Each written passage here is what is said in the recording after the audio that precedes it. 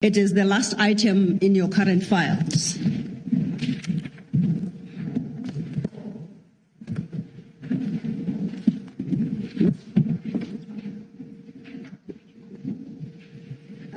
Now, General, let's turn then to your supplementary statement and formally place it on record, where we'll deal with the contents thereof in the fullness of time.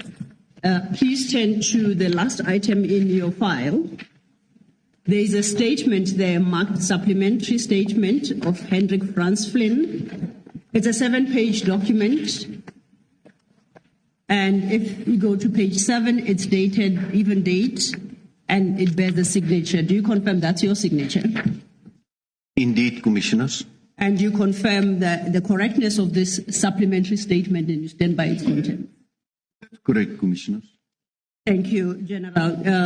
Chair and Commissioners, if then it may be admitted, we will come back to the issue of the supplementary. For the moment, let's go back to your original statement, your first statement. And in this regard, I would like to draw your attention to, I suggest we first deal with paragraph 50.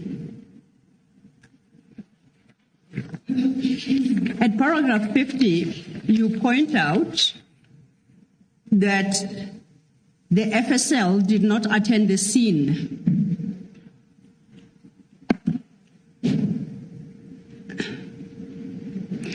On 22nd June 2022 at the harbour.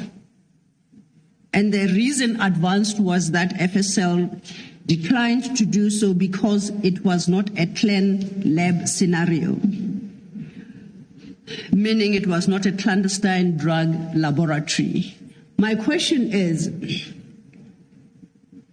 that term seems to refer to laboratory. And the scene as we had it at the harbour was not a laboratory case. Why then is the clan lab scenario of relevance to whether or not FSL could attend the scene? Commissioners, it became relevant because Colonel Jacob indicated that he requested their presence at the scene and they denied it. So there was no need to call them because even the protocol direct that LCRC or the local criminal record center attend to normal drug seizures and not the forensic science laboratory. So is it your testimony then that FSL in the circumstances was the wrong entity to make contact with? Indeed, Commissioners. And the entity that ought to have been made contact with is the LCRC? That's correct, Commissioners. To your knowledge, was LCRC contacted by the investigators in this case on the day in question at the harbour? I do not have knowledge of that, Commissioners. You don't, did you say knowledge or record? I do not have knowledge of that. Knowledge of that. Thank you. The second issue is at your paragraph 51. And here you are dealing with the question of the requirement that the exhibits be sealed at the crime scene and not after they have been transported to Port Shepstone. See, it's your last sentence in paragraph 51. I'm going to, and commissioners,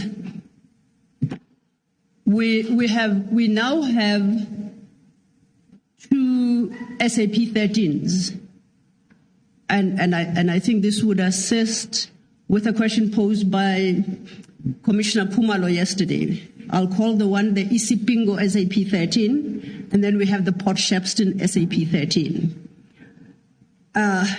Currently, hearing my voice back to me is rather weird. Currently, they are running prints and they will be uploading. In order for General Flynn to provide the requisite clarity on the issue, it is necessary that they be at hand. So if you allow me, I will park this until those documents are at hand, then he can talk us through them. And then Commissioner Khumalo will have his response, I trust. Thank you.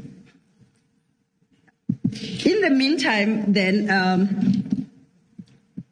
I would invite us, General, to deal with the requirements in terms of the instruction notes and the legislation insofar as it is relevant on this matter. And then we will look at the SAP 13s themselves to determine whether or not they complied. I would suggest for that purpose then we go to your annexure HH2, HFF2. And I'm going to request your assistance to help us understand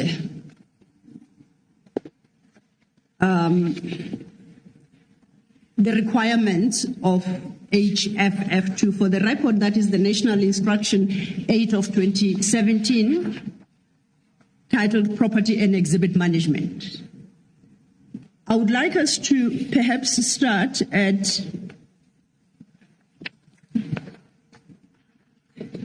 page 73. I don't know how you normally refer to,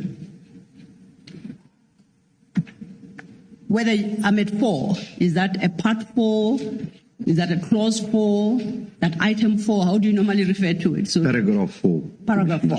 Okay. Then let's start at your paragraph 4. Paragraph 4 speaks to or regulates the completion of SAP 13 registers when exhibits are handed in at the CSC. I think firstly let's understand what is the CSC, and please in that explanation contrast it with what we generally understand to be a police station, if there is a difference. Commissioners, the CSC, as I explained yesterday, is the Community Service Center or the charge office. And that's the... I sometimes wonder why these names have been changed, because they serve to confuse us. And that's the heartbeat of the police station. That's where all the activities start. And that is where the register is kept to enter exhibits into. So it's part of the police station, to answer Advocate Selu. Oh, okay. So it's part of the police station. So if I say the SAP 13 is found at a police station, that would be inclusive of a CSC? Indeed, Commissioners. Oh. And then paragraph 4, you said you call them paragraphs. Please read sub 4 into the record. Paragraph, sub 4. Oh, sub 4. Yes.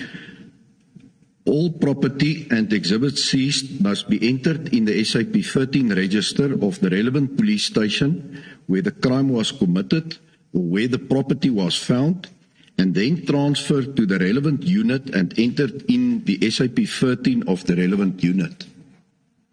A couple of questions from me on that. How should we understand the requirement that all property and exhibits seized must be entered into the SAP 13 register of the relevant police station where the crime was committed?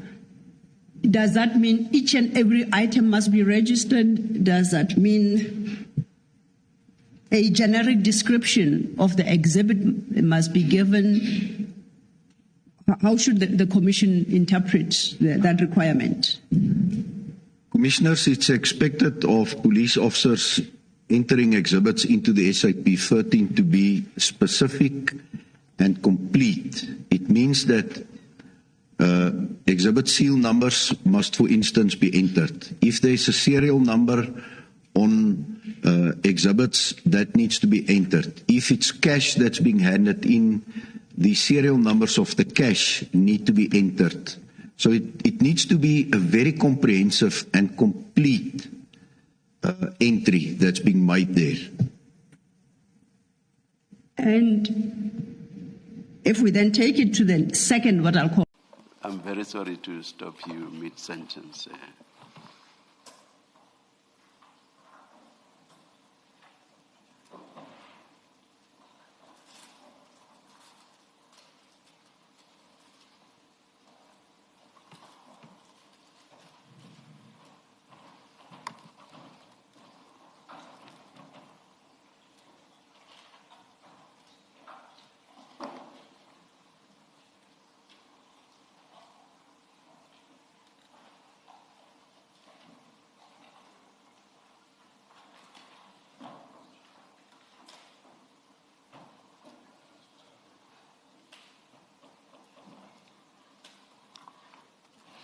Sorry about that.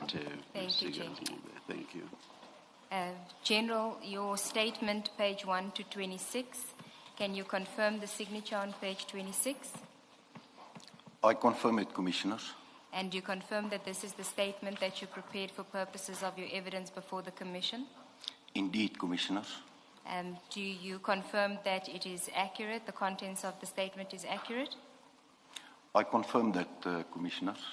And then insofar as the annexures, just to confirm, the annexures to your statement mark HFF 1 to 4 is in the second section from page 1 to 128. I confirm the annexures as well, Commissioners. Thank you, General. General, can we start at page 1 of your statement?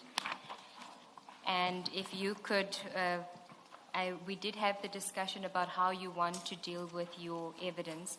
And Chair, given the nature of the evidence, the General had indicated that in some instances he will read into the record, but when it comes to the more intricate aspects of illicit drugs, illegal mining, and that he would want to explain and give the Commissioner some practical examples as well, with the use of some photographs that he has provided to the Commission, but did not want it to be part of his statement, but will be included as exhibits later on. Thank you, Chair.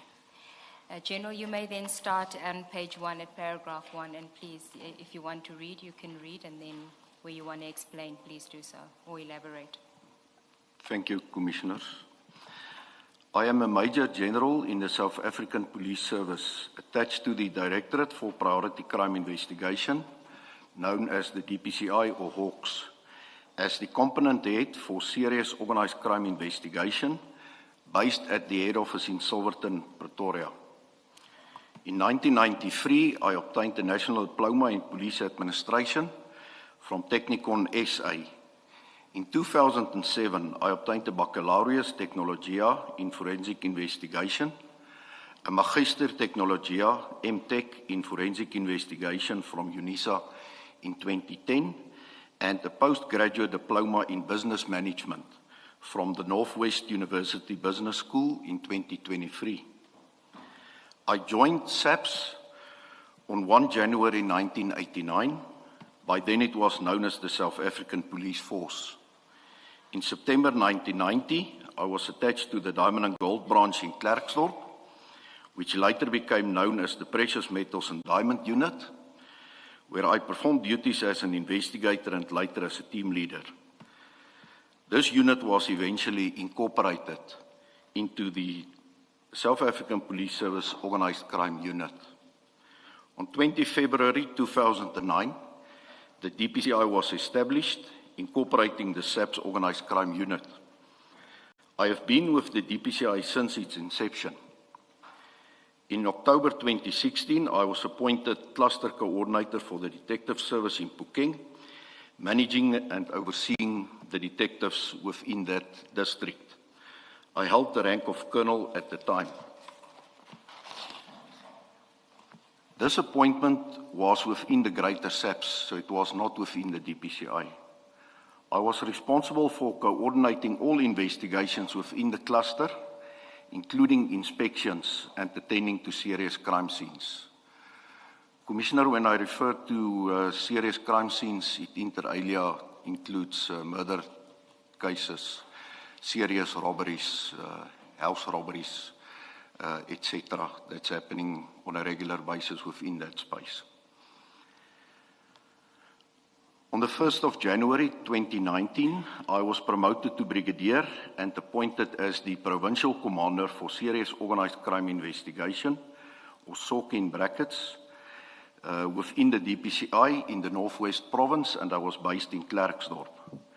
As the Provincial Commander, I was responsible for managing and overseeing the activities of the Serious Organised Crime Investigation units within the province. By then, it's now Lieutenant General Mbotu was the provincial head responsible for all components in the DPCI. So by then, Lieutenant General Mbotu was a Major General. On the 1st of September 2024, I was appointed to my current position as Component Head for Serious Organised Crime Investigation within the DPCI nationally. I currently report to Lieutenant General Mbotu, who is the DPCI Divisional Commissioner, National Priority Offences Operations. Sorry, General, just before you proceed with that, there was an aspect that I canvassed with you in preparation for your evidence, which is not contained in your statement, but may be relevant to deal with it here in reference to General Mboto.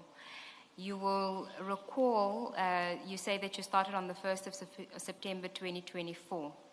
General Mboto gave evidence before the